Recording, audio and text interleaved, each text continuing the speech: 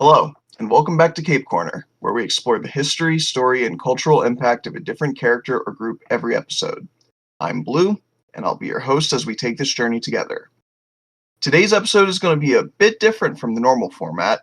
You see, my boundless charm and charisma has been sent out into the ether to enrapture you lovely listeners to great success so far, and it's drawn in a special guest to help me talk about today's character. Go ahead and introduce yourself. Hello, hello. I am Jordan Blue Man, the color, not the verb. And I'm joining the podcast this week. Hell yeah, my dude. What is up? How are you feeling? I'm feeling pretty good. How are you feeling today? I'm feeling great. We're definitely asking each other how we are feeling for the first time today. Yes, there has been no prior conversation before we hit record on this podcast. Why would you ever think such a thing? All right, so today we are going to be continuing a through line that my past couple episodes have sort of set up for us. First, I spoke about the Iron Fist, the sworn enemy of the hand. Then I spoke about the Teenage Mutant Ninja Turtles, the sworn enemies of the foot. And today, we will discuss an alternate universe iteration of the boy who gave the turtles their origin. He's the man without fear, the devil of Hell's Kitchen. Today, we will be talking about Daredevil. Who really probably should have been called Batman on retrospect. He's blind, he uses hearing to see things. I think it might have been already taken. There's a chance that name was already taken, yeah. Some obscure dickhead, right? Like, Yeah, I don't know. There's got to be a Batman out there somewhere. maybe someday we'll find him. Maybe someday on this podcast. Spicy. There's your what do you call it when Foreshadowing, a teaser, teaser, a little something like sequel that. date. Yeah, there you go. What I'm saying is watch the podcast or listen to the podcast to eventually get there. We're fucking this up. Anyway. Beautiful. All right. IRL history. So Daredevil debuted in the aptly named Daredevil #1 back in 1964, April of 1964. He was created by Stan the Man himself, Stan Lee, with art from Bill Everett and character design input from Jack Kirby. Kirby would be the one to come up with the idea for Daredevil's iconic Billy Club, which is a staple for the character. It's also probably one of the most unique weapons that I've seen a superhero use. Like, it's probably up there with, what would you say, like, Hawkwoman's mace, right? Yeah, it's yeah, I'd say it's on the level. Thor's hammer, Captain America's shield, and Daredevil's special Billy Club.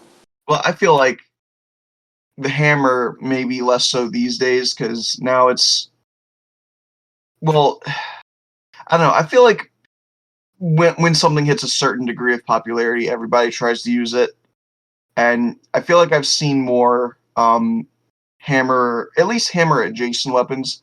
Though I guess I will say probably not like the weird little hand hammers like what Thor has. His is like really close to just a ball peen hammer. Yeah, and the specific Excalibur style worthiness to wield it. Yeah, seems pretty unique in the superhero world. That's true.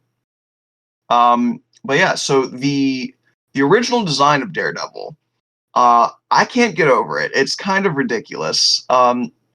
He wore a bright yellow full body suit with a mask with pointed bits at the top meant to mimic devil horns.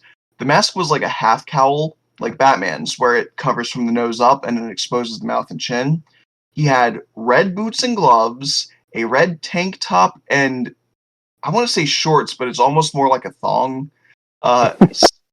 It was similar to like an old-timey wrestling or acrobat attire.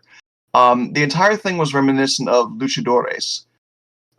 He also sported a brighter red belt and a red leg holster for his billy club to complete the outfit. Have you seen the outfit I'm talking about? I have, and I believe it was created from the boxing robes that his father wore because his father was a boxer, and it looks hilarious by Oh, modern like standards. the robe that they wear as they go in that they take off before the fight. I believe that's supposed to be the origin of the suit. Is that why he's got clothes on top of what is already a fully functional suit? Like the red is from the robe. I think so. I'm not completely sure of that. I mean, that makes it, how do I want to word it? That makes it more wholesome, but Yeah, it's got a nice story. It still looks ridiculous. I was gonna say it's still dumb though. But it's '60s comics. They couldn't all be Spider-Man. They couldn't all be like the right out the gate super classic and timeless look. But he eventually acquired that timeless look. Yeah. The red suit is what everybody knows him for these days, for sure. And I think I don't know if I would say it's like one of the most iconic, but it's definitely one of the most recognizable. You can immediately look at him and be like, yeah, that's Daredevil. Um, which I think is a real testament to the design because sort of like a skin tight leather with a half cowl mask is not unique. Yeah, But it's something about the color and um, I think the horns play a big part. Um, I don't know. It's a very simplistic design, but it's very striking, and it gives it a lot of individuality as a result of that. the horns are very cool, and apparently, in some versions of the character, have like radio receivers in them, so he can listen in on police scanners. You know what? My immediate response was going to be like, "That's dumb," but then I remembered that Batman has that, so I will not be a hypocrite. I refuse to be that. That sounds fine. I'm okay with If it. Batman does it, it's okay. If I think something is cool for Batman, it's not fair for me to act like it's not cool for Daredevil. Yeah. Speaking of Batman, Daredevil, and coolness, the two of them share Ben Affleck, and Ben Affleck. I will say I don't think he's a bad actor, but maybe he's not a great superhero actor. Yeah, I think he's fine as Batman and Bruce Wayne, but he was pretty miscast as Daredevil. Terribly so. I mean, everything about that movie, like there was exactly one and a half, I'll say, really good things about Daredevil. Um, oh no, I forgot his name. Green Mile guy, I'm not sure. the actor who played the inmate in the Green Mile. Shit, Google, help me. Oh, man. You I know who can't I pull that mean? out of my head. I know who you mean. Michael Clark Duncan. The Wilson Fisk in this. Yes. Yeah, Michael Clark Duncan's Kingpin was fantastic.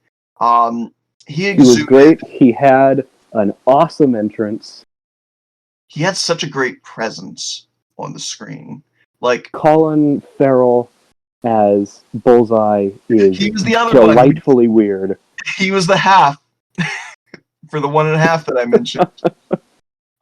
Because yeah, and it's not. I am what I would call a poptimist. So I find reasons to like movies even when they're bad. I enjoyed it somewhat. I'd put it about on the level as the Nicolas Cage Ghost Rider movie and a little below the Fantastic Four movie from 2005.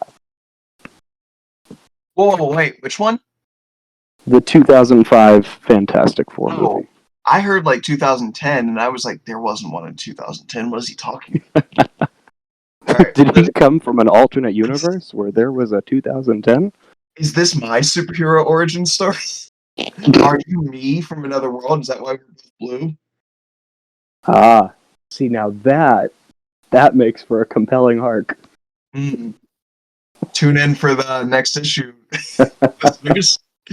um, but yeah, I think uh, they need to learn to not worry about name draws. Name draws in movies was a big thing in like the 80s and the 90s and before, but in more recent days, you don't need people aren't as interested in following every movie in a specific actor's catalog. More so today, people have a specific flavor of movie they enjoy, and if they like the work of an actor in that movie enough, they might check out more from them. Right, that's very true that the age of the movie star has somewhat died out. There's only a few left where if you put them in a movie, people will go see it just because they're in it. Dwayne Johnson comes to mind, but Like, okay, otherwise, fun fact about me, I'm bisexual and I lean extremely close to straight. Like, I have a ridiculous standard for guys. Like, I like women like so but Dwayne much. Johnson. He is one of the men. He's part of that standard, and I'm just like, God, yeah. He's a I handsome don't know, man. man. What can I say? He's a handsome Um, man. all right, so I think now is a good time to transition from me talking about how gay I am, to to go into the origin of Daredevil. What do you say? That seems like a good thing to do in this Daredevil podcast. Yeah. So the origin of the character in real space is pretty cut and dry. I don't have a lot more to say about him. Like, he doesn't seem to have a big controversy like, some of the other characters I've talked about did. It is pretty much just, hey, we thought of this character and we made him. So I'll go into his fictional history now. And it's a good thing that his fictional origin is very rich. It has a lot going for it. So Oh, yes. young Matthew Murdock was raised by his single father, a boxer, as you mentioned, known as Battling Jack Murdock. Uh, Jack raised Matt in Hell's Kitchen in New York, teaching Matt to focus on education and nonviolence because he wanted a better life for his son. And I think, like, that's very sweet and wholesome. And in service of trying to make Matt be able to live a life that was more successful than having to punch guys in the face in a boxing ring, he raised Matt Catholic. And I have my own thoughts on the realities of Catholicism, but I will set them aside to recognize that the sentiment for having a strong sense of morality came from a genuine place. um, so, like in the Turtles' origin, but this time without said turtles, Matt was almost hit by a truck. This time, instead of carrying a mutagenic alien ooze, it just was holding, I think it was just like radioactive waste, like byproduct. That sounds Um, about right. so this time, Matt was almost hit because there was a blind man walking in the street that was going to get hit, and Matt rushed in to save him, calling back to his greater morality that was being instilled by his father. So, pushing the blind man out of the way, the truck swerves, the radioactive substance splashes into Matt's eyes, and it blinds him. Um, but it does also alter his physiology. He now has extreme senses of smell, touch, taste, and hearing, like really far beyond normal human limitations. And it's also given him a radar sense. So with all of these senses combined, he can still detect the shape and location of objects around him. And he can A have, radar sense that Stan Lee once said is better than Spider-Man's spider sense. Fun fact. I think, yes, I will always I will always kowtow to whatever Stan Lee says, but I think it's a little bit weird to compare the two because they have different functions. Yes. One gives you a very literal interpretation of what is in your environment around you. The other is a future sight, Yeah, essentially. a little warning sign. Yeah, it is. It is immediate precognition to danger, which is not exactly the same thing. But I think he's talking about in terms of like what gives someone better general sense of their surroundings and how to avoid stuff. Yeah, perhaps Daredevil's radar sense may give him a better sense of what's about to happen to him because he can hear and smell so far. Like, he doesn't need the general sense of danger is coming. He can very specifically pinpoint what the danger is. Sometimes part of Spider-Man's problem is that he doesn't know what the danger is, so he has to look around to see what direction it's coming from. But with Daredevil, if like your muscle twitches in your bicep because you're about to reach for your gun, he can immediately figure out what you're doing. So like I understand that, but at the same time, I think there's a little bit of a trade-off in that Spider-Man has the ability to dodge unconsciously with his spider sense, while Daredevil needs to consciously think about everything he's doing. Yes. But regardless, the radar sense combined with his enhanced senses, he can detect the shape and location of objects around him, and have as you said, a greater sense of his environment than a person with 20/20 vision. However, he still can't read without Braille. He can't perceive color. Shapes don't have the same quality of definition for minute details, so it's not all perks. Um, I don't know about you. Have you seen the Netflix Daredevil series? Absolutely, and I was shocked at how close to the comic book origins of the character the show managed to get, much more than the movie did. Yeah, the movie really took a lot of liberties, but the show, like I normally hate flashbacks in some of these series, but every time it did flashback to young Matt Murdock, I was fascinated. I will give them that. They did a fantastic job nailing his origin. But I was going to bring up the World on Fire. Yes. The So in the 2003 Daredevil movie, the way that they interpret Matt's radar sense is that it is very like sonar. Like imagine sonar visualized in a 3D space. You see a waveform of like air pressure or sound pressure. Well, it's the same thing, but you know what I mean. A waveform of pressure pass through, and it sort of colors the outlines of edges blue, or edges and surfaces. And so through that you get this like plum, and like you can see everything in blue, and it's very flat, but it gets the job done. But in the Netflix series, he says that everything to him looks like a world on fire, and this you can get the sense that it's more than just the sense of hearing. It is a lot of things. It's Yeah, the they seem to smell. visually take into account his sense of heat differentials and air currents and the smell and everything. Everything is wispy and wavy, and you know what, I think it is a beautiful metaphor, because I will admit I don't know if the comics do this, but like they very strongly play with the themes of I can be your angel or your devil, like it's like I'm a Catholic man but I have to be the devil to make the world a better place, for all that Yes. stuff. And I think one of the best things is I see the world on fire all the time, and I'm constantly trying to be a good person while the world around me looks like hell. Like literal hell. Like everything's on fire.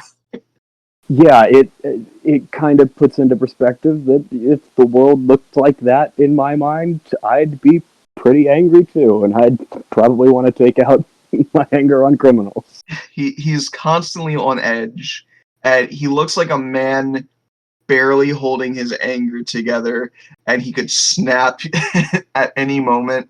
And I think that does a great service to help you understand why he's gotten to that point. Do you happen to know if he has a no-kill rule in the comics? Um, he does not.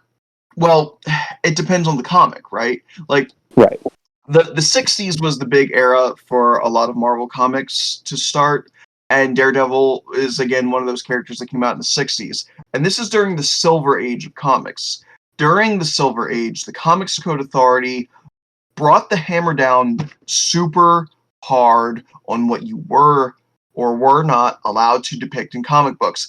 And they are the predominant reason why characters developed codes against killing, because they did not want to advocate murder to children. So in his origin, I do believe Daredevil was very devout against killing. And that was easy enough to write in because, again, he was a Catholic. He was a man of God. He wanted to abide by, the commandments, and one of them is "Thou shalt not kill." But I do believe later on, especially in the Bronze Age, things got a lot more gritty, and he was more open to, at the very least, like extreme bouts of injury. Batman did a similar thing, and like I said, the Turtles originally was like a gritty thriller noir because they wanted to poke fun at the extreme, borderline absurd nature of just how ruthless these characters in these worlds were. Yeah, I found that interesting because in the show, he clearly has a no-kill rule, but in the movie, he doesn't seem to. No, he murders a bunch of people. Yeah. I don't want to shit on Ben Affleck too much, but why is it every time he plays a character who does have a code against killing, that code is out the window? I'm sorry, It's gone. he turned men in a car into a smoothie. There's no way you get around that with that Batmobile scene. That movie. Both movies being referenced here have some problems. They both can be summed up with that movie. But that show, my God, yes, it is amazing. So, in terms of his origin, Matt's father, Jack, did return to boxing under a gangster known as the Fixer, who is apparently the only guy in New York City, I guess, who would hire an aging, washed-up boxer. The Fixer demanded that Jack would throw a fight, but because Matt was cheering him on in the audience, Jack couldn't bring himself to do so. He pushed himself, he won the fight, and as a result, the Fixer has him killed for it. So Jack had made Matt promise him that he wouldn't resort to violence to solve his problems. So remembering that promise, Matt decided to adopt another persona. In his mind, Matt Murdock won't be using violence. The Daredevil will. And that's bullshit. That is horseshit. It's one of the weakest ways to try and create a moral loophole. Just admit you couldn't keep your promise, Matt. Like, your dad got killed. You want to kill the people, or at least hurt the people who killed him. It seems like a slightly cheap way to get around the promise you made to your now deceased father. Yeah, like, it's not bringing you personal, what's the word I'm looking for? It's not clearing. Catharsis. It's not catharsis. It's not bringing you personal clearance for your broken promise. You are not unaware that you are Daredevil. you still know you're committing violence. So, and your dad's dead, so who are you trying to prove it to that you're not committing violence? No one else will give a shit. I mean, like, vigilantism, sure, whatever. Yeah, but except the people of New York over and over and over again, because his identity gets outed to the public like 12 times in a row in the comics. They definitely hit a point where they didn't know what to do with the character, so they wanted to continue giving him identity crises like that. And as I mentioned in the Iron Man episode, there was a stint where Danny Rand actually became Daredevil for a while, to give Matt Murdock clearance so that, people could be like, well, Matt Murdock can't be Daredevil because I saw Daredevil was fighting people on TV while I was drinking coffee with Matt Murdock. So, my favorite way that Daredevil ever handled his identity getting out was the time that he then decided to pretend that he had a twin brother named Mike Murdock, who had been Daredevil this whole time. Then As Daredevil, well, actually, firstly, as Mike Murdock, he is rambunctious and outgoing, so he has a very different personality to his Matt Murdock persona. But Karen Page, who we've not yet mentioned, is the girl who gets hired to be secretary at the law firm of Yes. Nelson and Murdoch, which Daredevil opened with his college roommate, Foggy Nelson. And Karen and Matt have a relationship at some points, depending on which comic you're reading. But she started to fall for the Mike Murdock version, and he briefly considers proposing to her as Mike Murdock, but decides he can't do it. He can't keep juggling 3 different lives at once. So, as Daredevil, he fakes his own death so that he can tell everyone that Mike Murdock is dead. And then he, as Matt, says, but don't worry, Mike trained someone else to be Daredevil, so there will still be a Daredevil, and it's still not me. Don't worry about it. Bro, that is ridiculous. That is some fourth-dimensional chess that Matt was playing in that issue. Oh, that's so stupid. The entire thing. No. It's brilliant. There's no way this plan could go wrong. There's like 50 absurdities in that story you just told. So that is the best way that Matt has ever handled his identity being outed. Holy shit. You know what? I seem to vaguely recall Mike Murdock as a name, but I didn't know that that's what that was. Yeah, it's a fake person that Matt made up to justify someone looking like him being Daredevil. Can you imagine if he went through with it? He was like, "Hey, sweet cheeks, it's me, Mike. Hey, bada bing, how's about you and I? We do a little wink, wink, nudge, nudge." I can't whistle. And just like, "Hey, we should get married, toots." And then like, you just gotta, like, imagine if he just like came home real tired one day. And he's just like, "Karen, I'm home. It's me, Matt." Karen. And she's like, "Huh?" I was like, "I mean, Mike." Fuck it, I'm Matt. For the brief moment that he considered that, how on earth did he think he was going to get away with it? That's why I'm like, it's stupid all the way through. Like you hit, you dig through the crust of stupid, hit stupid bedrock, and then you find stupid magma underneath. Oh yes, and there are so many times that his identity gets outed. At some point, he needed a magical character to like wipe the memories of all of New York City, so that everyone would just forget that he's Matt Murdock. I hate memory. And then shit. Foggy found out again, like a week later. This is just, he is the single worst secret keeper out of all the people who have secret identities. I hate memory wiping shit in fiction. I'll even say I didn't like it when they did it in Dragon Ball Z. I just don't like it. But you brought up Foggy a couple times, so I don't know how how well versed you are in like 90s films. Not Like, super well versed, but there's a chance. So D3 The Mighty Ducks. Oh no. Okay, so Foggy Nelson in the Netflix show is played by, insert actor name here because I forgot his name. Just add it in post. Eldon Henson.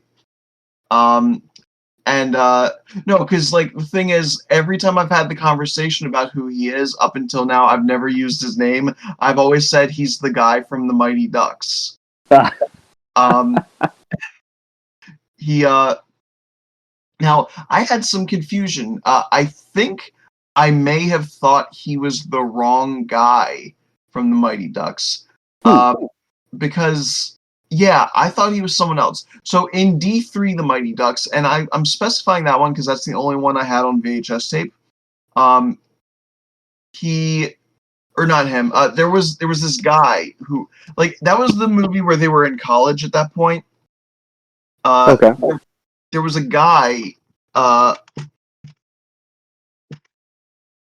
who joined them, and he had a technique called the knuckle puck.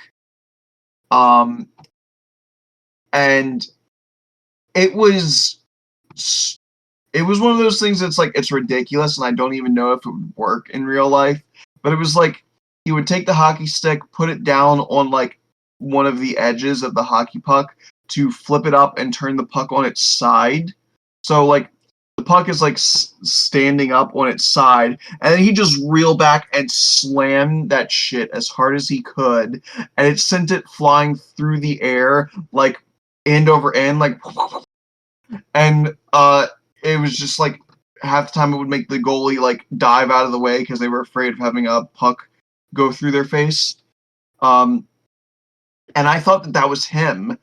And so like up until like for the first couple years that the Daredevil show was out, I kept referring to him as the knuckle puck guy, and I think that anybody who knew what I was talking about probably was looking at me like I was a fucking idiot, but nobody said anything. And someone should have corrected you by that point. I felt lied to. Foggy is played in the movie by Jon Favreau himself, the director right. of Iron Man and Elf. I love Elf. That is the first time I saw Jon Favreau, and I'm so glad it was not the last time. Oh, he's great.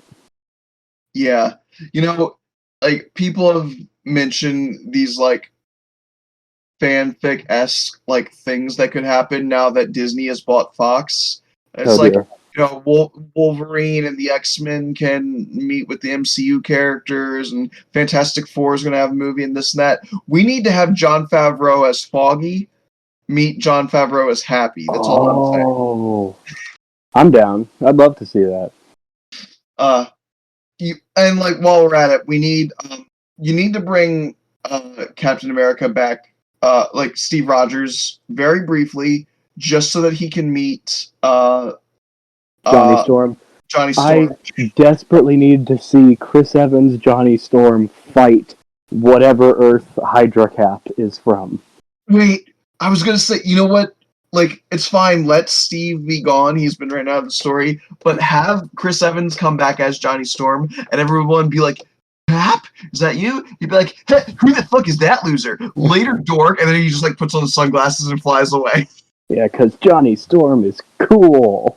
He is such a douchebag. I love him. Okay, Daredevil. So, I wanted to ask Daredevil, right. Lovely listeners, this is just going to be what it is. I will be completely transparent. I didn't finish my script, but I just said, fuck it. Let's wing it. So we're winging it. This is what happens when people with ADHD try to do a podcast with no script.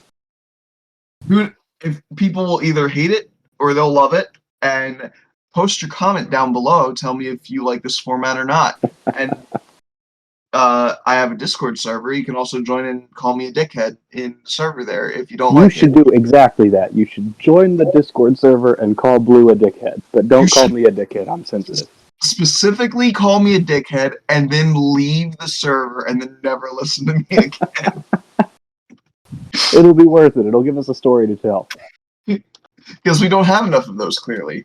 So, okay. Now, I wanted to ask you, do you have any... Okay, well, you already told me the legend of Mike Murdock, but other than that, do you have any, like, stories or like, pieces of media, like, and it can be from the MCU Netflix series, or if he's appeared in any of the cartoons. I'm actually not super... I think he appeared in, like, the Spider-Man cartoon in the 90s. He appeared in the Spider-Man cartoon in the 90s, and it was a great deal where he gets to team up and help Spider-Man take on the Kingpin, and I loved those 2 or 3 episodes so much. They were so much fun. We should bring up the Kingpin real quick, because he is fantastic in that he is both a Daredevil villain. He's like the Daredevil villain, but he is also a Spider-Man villain. Yeah, so he serves as a very good way to bridge the characters when you want them to run into each other. Yeah. I don't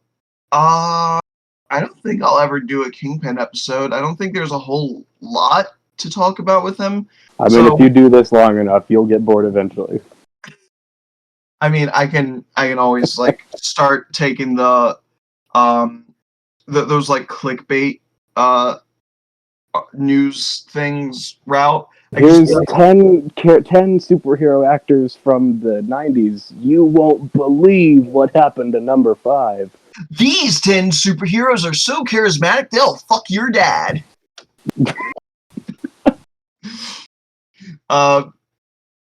So I can do this forever theoretically. But yes, we should talk about the Kingpin. So if you had to pick between Michael Clark Duncan or Vincent D'Onofrio, I'd say Vincent D'Onofrio, no contest. He so well portrays this guy as being oddly pathetic and yet the most terrifying person I've ever seen. he is extremely scary, but it's funny that you said oddly pathetic because he's this guy that he portrays simultaneously this unerring confidence, but also like constantly, sort of like Matt, constantly seeming like he could snap at any moment. And yet, all of that sort of goes down the drain when he does fight, because so a far superior podcast to this one, The Weekly Planet, the way they described it is he fights like a giant baby. He gets on top of you and then sort of flails his arms down onto you over and over until you die. It doesn't help that he kind of looks like a giant baby, too. Big bald head and everything. Yeah, the chubby cheeks, the giant bald head. I'm just saying, like, he'd be a... You should cast Vincent D'Onofrio for the live-action Boss Baby movie, is all I'm saying. Oh, no. Why Please did you don't put make that image in my head? I shouldn't have given Hollywood ideas. Oh, no! Because they're going to do it now. And we'll never recover from seeing that on the big screen. Well, you're welcome, everybody. I just killed capitalism. We've ended the theater industry. I'm kidding. The pandemic already ended the theater industry. I would be interested. I mean, it's a shame because Michael Clark Duncan has sadly passed away. But if he was still with us, I would be interested to see what he would do given a proper role in a series, because he wasn't given much in the movie other than look menacing. You're a big black guy. You scary. Be scary. So like, but like he's a fantastic actor. And I would really be interested to see what his interpretation would be. Yeah, that is an interesting thought. Yeah, I think it would have been cool if it were possible, but alas, we'll never get that. But in terms of other supporting characters, we talked about Foggy. Look, I'm gonna put this out there. I don't like Karen. I don't like Karen. She's like, I don't have anything against intrepid reporters, which every woman in a superhero franchise seems to be almost, but like, she's so, what's the words I'm looking for? Help me. You know well, what I mean? She always looks like she's about to cry. I don't know what word for that there is. Frazzled? But she has that resting, about to cry face that makes all of her scenes feel like a soap opera, and it's just I don't really connect with it. She's a fine actress. The actress who plays Karen in the show is a fine actress. I just don't really connect with the way that her scenes are written and the way that she always looks like she's about to cry. Yeah. And unfortunately, that's really my only exposure to Karen Page, because I don't read a whole lot of Daredevil comic books. Comics cost money, and we don't have that, so they are expensive. But I think my thing is just she's just really mean-spirited, and I'm saying this having not watched the show in a few years, so I'm sure people will be like, "Oh, what? Give me one example," and I'm like, I can't, because I just don't have it registered in my brain space. But I very distinctly remember incidents where she was just really shitty, to the people who were trying to help her. Yeah, I don't remember having any specific problems with her on that level. I just feel like the show stopped really knowing what to do with her after season 1. I think that's And she why. became just kind of there after that. Yeah, I understand contracts and stuff exist, but I implore movie makers, TV show makers, do not contract an actor or actress to be in multiple seasons if you do not know what to do with them beyond season 1. Because when a character is left spinning their wheels and continues to exist beyond their scope of enjoyability in a show, then you get characters like Barbara Keene. I'm sorry, I've been watching Gotham lately. How far into Gotham have you gotten? I'm on season 4. Solomon Grundy just appeared. Spoiler alert. Ah, yes. Spoiler alert. I spoiled myself because I was like, this Butch Gilzine guy, he's super charismatic. I like And him. you And went straight to the internet, didn't you? I was still in season 1, and I googled him, and I was like, Butch Gilzine, real name Cyrus Gold, and I was like, well, shit, there goes that surprise for me. There we go. That's why you should never Google anything about superhero franchises while you're still watching them. I've learned my lesson, and I will immediately forget it next time I get excited about a character. All right, so we've talked about Karen, we've talked about Foggy, we've talked about Matt himself. We've talked about Mike. Should I save Elektra for another episode? I could totally do an Elektra episode. You could easily do an Elektra episode, but it's worth mentioning that she was horribly miscast in the 2003 movie, and that she was played very well in the show. Yeah. Do we want to talk about the seesaw scene? Oh my god. That scene. Okay, so here's fun fact. I had never seen that movie all the way through, but to prepare for this podcast, I rented it on Amazon a couple days ago. Okay. And that scene reached Halle Berry Catwoman levels of terrible movie. Yeah. I try so hard to like everything related to comic books. I really try. That scene broke me. I don't blame you. It broke me too. I was coming off the back of like the 2000 X-Men, the 2001 Spider-Man. I even like as a ignorant little happy child, and I wasn't happy, but we'll go with that. Close enough. I even was okay with the Ang Lee Hulk because I didn't know any better at the time. But like when I saw the 2003 Daredevil movie and it got to the seesaw scene, I was just like, this is dumb. I briefly considered turning the movie off, but I just got through that scene, and then the rest of the movie was okay enough to watch. Okay. Sure. After I got through that scene, The scene of Elektra cutting up sandbags in what I assume was her apartment. That was nice. What's the point of cutting the sandbags anyway? They don't have the consistency of human flesh, so you're not training anything. You've just created an epic mess that you are never going to be able to clean up.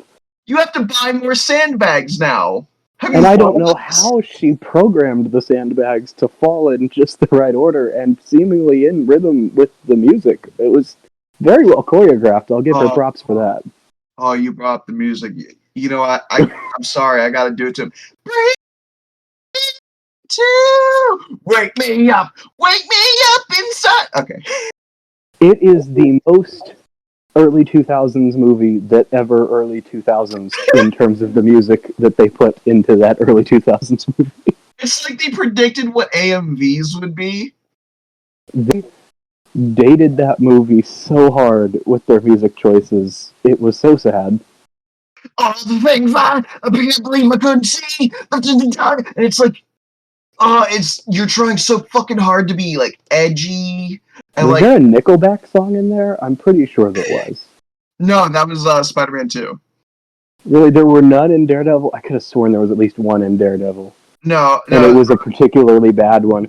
The one in Spider-Man 2, I don't mind. That's the only Nickelback song that I don't really mind. Like, Nickelback? Is this where we're gonna, like, have a divide? Because, like, people come at me if you want. I'll fucking fight all of you. Nickelback isn't a bad band. It's just everyone was No, like, it's just fun to hate Nickelback. It's for the meme. that's fair. I get it. But that one in Spider-Man 2, it's a good song. I'm not gonna lie to you. What? Seven Nation Army? Wait, oh no, never mind, sorry. I looked up music for the Daredevil movie, and it's like Bring Me to Life by Evanescence, blah blah blah blah blah. And like I skimmed over it and it was like the song is nominated in the category for Best Rock Song at the same event but lost to Seven Nation Army. And I was gonna be honest, if it beat Seven Nation Army, I would have like bashed my head against the wall just now. Oh boy. I know you said Yeah. you're not a big music guy, but you gotta know that song, right? Seven Nation Army, absolutely. Cool. All right, so in terms of Daredevil's pop culture impact on our world, I feel like probably his biggest pop culture impact is weirdly in other aspects of the comic genre. Like he inspired Spawn to a degree. Again, sort of the duality of angel and devil themes. He inspired Teenage Mutant Ninja Turtles, obviously. He is That might ironically be his biggest pop culture impact because I don't really know how to gauge the popularity comparisons, but I feel like the Teenage Mutant Ninja Turtles are more popular than Daredevil. I think more random people will recognize them than would recognize Daredevil. Dude, if I go to some rando and I'm like, hey, can you tell me like what Daredevil's powers are?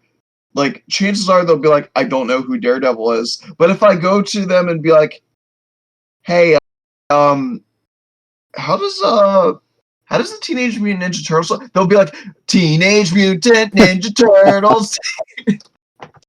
Yeah, so that might ironically be Daredevil's biggest pop culture impact, is inspiring the Teenage Mutant Ninja Turtles. But as far as the character himself, I guess his most popular appearance would be the Netflix series that was an epically huge hit for Netflix.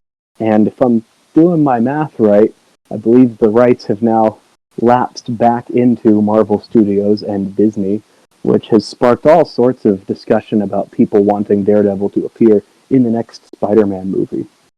Yeah, I've actually seen people many rumors make edits of pictures to have Charlie Cox and Tom Holland's Spider-Man like in the same area, making it look like it's a behind-the-scenes thing that we got, but it's like it's an obvious edit.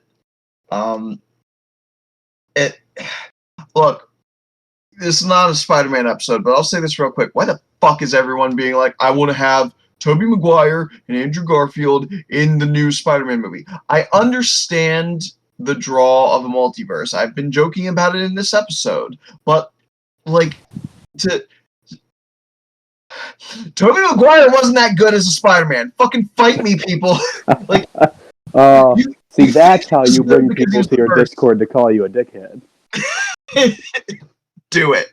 I dare you. That's how to get them to come. Look, I'm not saying he was bad, but everyone's like, he was like the god of Spider-Man. Rewatch his acting. Rewatch it. He was decent. Now, I would not at all mind seeing all three versions of live-action Spider-Man on screen at once. I wouldn't mind it. I've got a feeling that's not the direction we're going with the story being told in the MCU currently. But if Daredevil were to show up, God, would I be happy with it. Don't get me wrong, I wouldn't mind any of these people appearing in the new movie. What I mind is when people act like It's going to happen. It better happen. They will boycott the movie if it doesn't. Shut the fuck up. We all know you're going to watch the movie. Yeah, well, it's kind of just a trend in social media culture now that people will take what they call leaks from movie sets and movie studios, which is usually an anonymous person guessing things on the internet, and they take it as foolproof evidence. Yeah. You are not wrong. And I wouldn't say that he's not going to show up in the movie, but I have no reason to assume that he will either. I find that whole thing of people take leaks to heart, or leaks with quotation marks around it. That leads directly into my biggest problem with nerd culture today, is that it causes them to create an expectation in their mind. They construct a fantasy of what the movie should be, or at least the skeleton of the movie. And if you've already written the movie in your head, you're probably not going to like the movie you got. When it is not what they thought of themselves, they get mad and they call it bad, even if it's good. And again, they did that shit with Star Wars. I'm tired of seeing it. Never works. It's always a bad idea to write the movie in your head before you've seen it. I want people to come back to a time where you had childhood wonder. Like you went in being like, wouldn't it be cool if this happened? But no matter what pops up on the screen, you can still have genuine excitement, and you are not looking at everything with a fine-tooth critical comb of like, where is this? I wanted this. It better be here. Is that it? No. Like, take things as they come, accept things as they are, and then judge whether it's good or bad. Again, I didn't judge that Batman vs. Superman was bad before I even got there. I mean, I kind of did just because I saw the trailers and I was like, this is going to be bad. But I didn't judge it before I ever had any reference for it. Acceptance, the true theme of this podcast. Accept things and accept people. To be fair, I did that to myself with WandaVision. I saw, spoiler alert if you've not seen WandaVision, I saw Evan Peters, and I was like, I don't know how he got here, but I am so excited that the X-Men Quicksilver is in this show now. And then it wasn't him. And I was heartbroken. So there was a solid 3 days where I thought the finale was bad because it turned out it wasn't him. But then I rewatched it and I'm fine. It's fine. Maybe I am spectacularly skilled in this department. I don't know.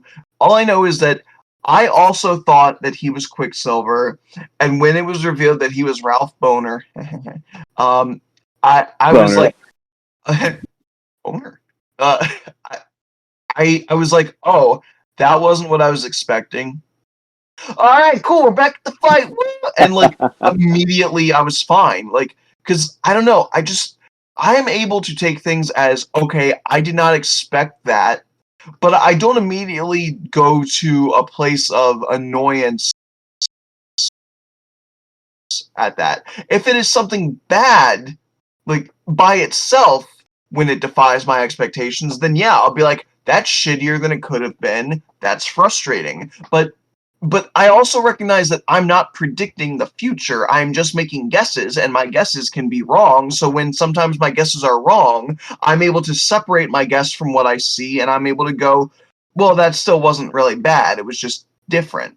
Right. And it's an important frame of mind to hold on to in nerd culture. Yeah, and like you said, like people should learn to accept things as they are.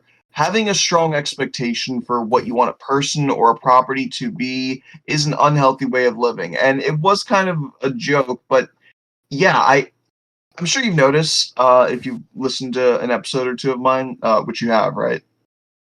Oh, yes. Cool. Thank you. That you're very welcome.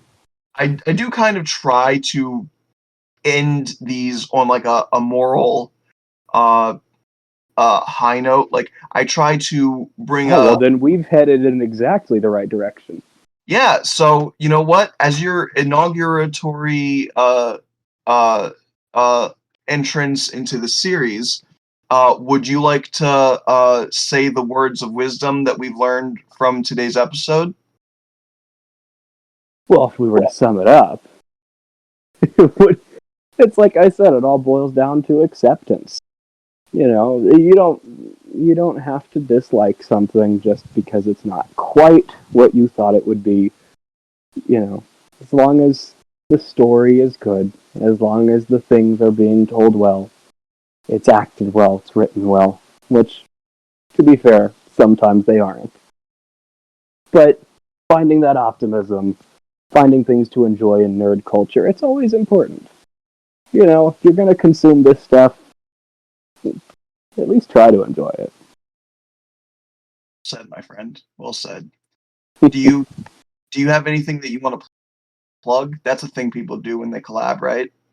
Oh, they plug things? Wow, that feels so official. I mean, I guess we could just both talk about where to be found on social media. I know that's a thing podcasters do all the time. Yeah. So you can find me at Jordan Blueman everywhere: Instagram, Twitter, Snapchat, Discord, probably DeviantArt. I don't know. I might have made an account at some point. But if I did, it's Jordan Blueman. Nice. I don't need to announce mine because I link my stuff in the description of my episodes. If you want, I can link a couple of your things. Yeah, sure. Cool. That So, works. so we're still figuring it out, but I think that'll about bring today's episode to a close. I think this one ran a lot longer than my normal one, but it's fine. We'll try it out, see how it works. Yeah. So thank you for listening. Please give the episode a like and a comment, and follow me on whatever platform you're listening on. Check out my Patreon page. Maybe toss $1 or $2 my way. Anything helps. I'm not picky. And feel free to join the Discord where I post updates and ask for episode suggestions, as well Yes, as join the Discord, call us dickheads, and have some fun. Hey, you interrupted me, you dickhead. Uh, so how about this? I'll throw the onus on you. What should my next episode be about? Oh, that's an interesting question. Yeah. Well, you know what? Let's close with. I'm going to close with one more thing that I've read that Daredevil did once, because there was a point in the comics where Daredevil had murdered someone. I'm pretty sure he was possessed by some demonic being or something. I don't know. Comic books are weird, but he killed someone, and he is now on trial. And at this point in time, Hell's Kitchen is basically up for auction. Someone could buy it if they wanted to, and Matt Murdock reached out to someone who might be the next episode, which is Tony Stark. He reached out to Tony Stark and asked him to buy Hell's Kitchen. Tony couldn't actually do it, although, you know what, here's multiple choice. You can pick which one of these you want to go with, because Tony couldn't do it. Someone else bought it first. And Daredevil got very concerned, because if he's going to prison and someone bad has bought Hell's Kitchen, he can no longer ensure their safety. It needs to be someone he trusts, but then he finds out that it is none other than Elektra, who has bought Hell's Kitchen, and she promises to keep it safe for him. And then he, apparently, at this point in time, and then he pleads guilty to second-degree manslaughter and goes to prison, which is a sad note to leave Daredevil on, but a happy note for Hell's Kitchen. I mean, he's also a lawyer, so I'm sure he'll figure it out. He'll figure it out, and his whole life is very sad consistently, so it's hard to leave on a positive thing happening to Daredevil. I hope you know the immense weight that you just put on me, but I will do my best to carry it with next week's episode about Iron Man. Dude, you just got me fucking slaughtered. All right, that'll do it. So, Thank you again for listening. Until next time, stay strong, stay true to yourself, and remember, we can all be heroes. Thank See you you. around. Thank you for joining me, Jordan.